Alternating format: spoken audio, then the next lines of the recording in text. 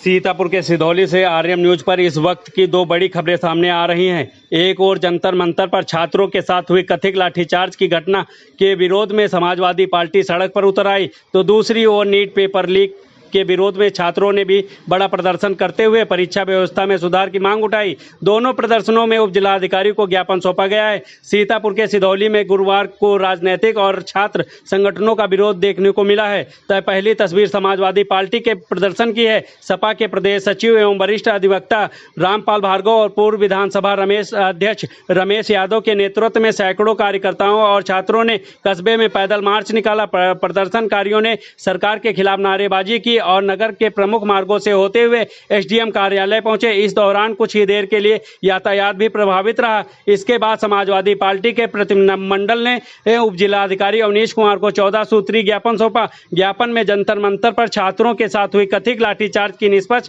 जांच, दोषी अधिकारियों के खिलाफ कार्रवाई, छात्रों के लोकतांत्रिक अधिकारियों की सुरक्षा समेत कई मांगे शामिल की गई। सपा नेताओं का कहना है कि छात्रों की आवाज बलपूर्वक दबाना लोकतांत्रिक मूल्यों के खिलाफ है और पूरे मामले की निष्पक्ष जांच होनी चाहिए। वहीं दूसरी ओर नीट पेपर लीक के मामले में विरोध में सैकड़ों छात्राएं सड़कों पर उतर आए। बिस्वा चौराहे से शुरू हुआ यह प्रदर्शन कस्बे के प्रमुख मार्गों से होते हुए एसडीएम कार्यालय पहुंचा। छात्रों ने सरकार के खिलाफ नारेबाजी करते हुए परीक्षा प्रणाली को पारदर्शी, निष्पक्ष और सुरक्षित बनाने की मांग उठाई। प्रदर्शन के बाद छात्रों ने राष्ट्रपति के नाम संबोधित ज्ञापन उप जिलाधिकारी अवनीश कुमार को सौंपा। ज्ञापन में नीट पेपर लीक की निष्पक्ष जांच, दोषियों के खिलाफ सख्त कार्रवाई, परीक्षा प्रणाली में व्यापक सुधार और भविष्य में पेपर लीक जैसी घटनाओं पर प्रभावी रोक लगाने की मांग की गई है। साथ ही प्रदर्शनकारी छात्रों ने केंद्रीय शिक्षा मंत्री धर्मेंद्र प्रधान के इस्तीफे की मांग की है। दोनों ही प्रदर्शन शांतिपूर्ण ढंग से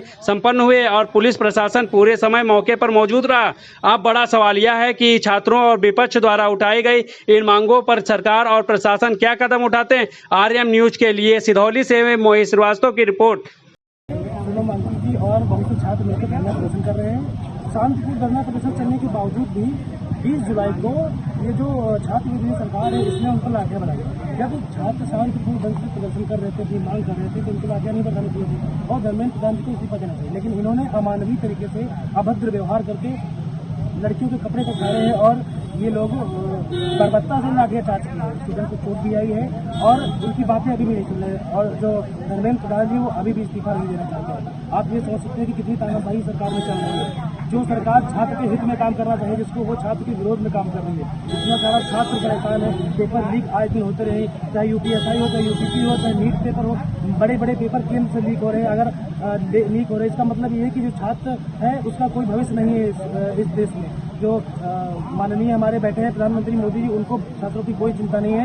उनको बस अपने पॉलिटिकल करियर से मतलब है, छात्रों का उन पर कोई भी ध्यान नहीं है। हम उनसे आग्रह एसडीएम साहब को दिए गए ज्ञापन में आपने क्या क्या मांगी थी? एसडीएम साहब को दिए गए ज्ञापन में हमने मांग की कि धर्मेंद्र प्रधान को इस्तीफा देना चाहिए और जो छात्रों पर लाठियां बरसाई गई, उनके साथ अमानवीय व्यवहार किया गया, उनके साथ जो बर्बरता बरती गई है उसके खिलाफ उनको माफी मांगनी चाहिए सभी छात्र समिति। क्या आश्वासन मिला है? आश्वासन मिला है जारी रहेगा, यही से खत्म नहीं। ये प्रदर्शन अगर धर्मेंद्र प्रधान जी ने इस्तीफा नहीं दिया तो ये प्रदर्शन फिर से चालू रहेगा और ये बहुत तीव्र रूप से चलेगा।